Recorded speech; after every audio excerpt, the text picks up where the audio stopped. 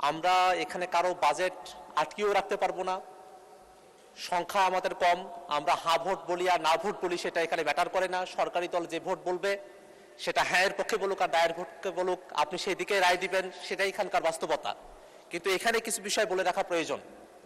পানি সম্পদ মন্ত্রণালয়ের একটা কাজের আওতার মধ্যে অনেকগুলো কাজ রয়েছে এবং এই সরকারের অন্যতম একটা গুরুত্বপূর্ণ প্রচারণার বিষয় হচ্ছে খাল খনন করা। আমরা দেখেছি যে সরকার গঠন করার পর থেকেই খাল খননের একটা মহা উৎসব চলছে দেশব্যাপী।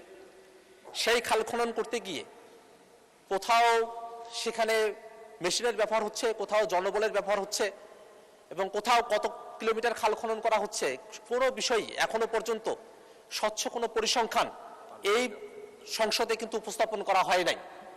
এখনো পর্যন্ত আমরা জানি না যে আসলে কতটুকু পরিমাণ খাল খনন করা হয়েছে। এবং যেহেতু এই যে খাল খননের বিষয়টা সরকার তাদের একটা গুরুত্বপূর্ণ এজেন্ডা হিসেবে নিয়েছে, সেক্ষেত্রে এই খাল খননের মতো বিষয় বা পানি সম্পদ মন্ত্রণালয়ের সাথে সম্পর্কিত এই বিষয়গুলোকে এটাকে এই সম্পূরক বাজেটে নিয়ে আসার কেন প্রয়োজনীয়তা হলো? এটা তো বাজেটের যখন সময়সীমাটা যখন সামনে আসতেছে সেই সময়টাতেই এটাকে অন্তর্ভুক্ত করা সম্ভব ছিল, কারণ সামনে সরকারের হাতে এখনো অপরন্ত প্রায় 4.5-5 বছরের মতো সময় এখনো সরকারের হাতে আছে। তখনই এটা মূল বাজেটের সাথে এটা অন্তর্ভুক্ত করা যেতে পারত।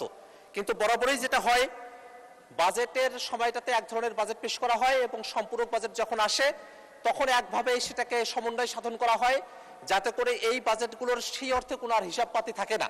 এবং যখনই হিসেবের বিষয়টা না থাকে, জবাবদিহিতার বিষয়গুলো না থাকে, সেই জায়গাটাই কিন্তু নানাভাবে অর্থগুলো তছরূপ হওয়ার মতো বিষয়গুলো ঘটে।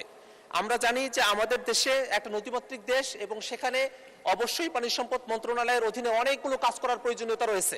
কিন্তু এখন এই যে বর্ষাকাল চলে এসেছে, মাননীয় স্পিকার, শুধু আমার এলাকা না, গোটা বাংলাদেশের হয়েই আমি বলছি। আমি যদি আমার এলাকার কথাও বলি, যেমন তিস্তা নদী এখন কিন্তু ভাঙন চলছে।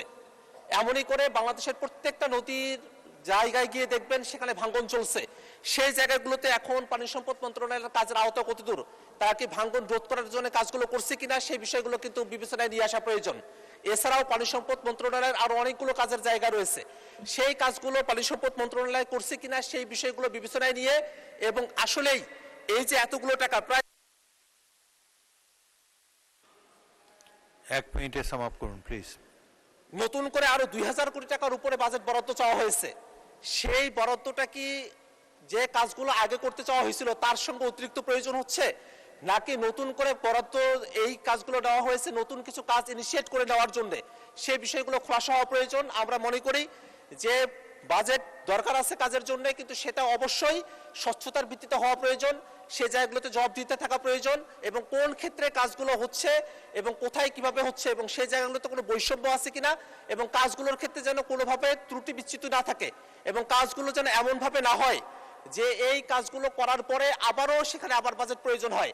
অর্থাৎ একবার বাধাই করা হলো, কিছুদিন পরে আবার সেখানে ভাঙন হলো, একবার একটা কাজ করা হলো, সেখানে আবার বস্তা ফেলানো দরকার হলো।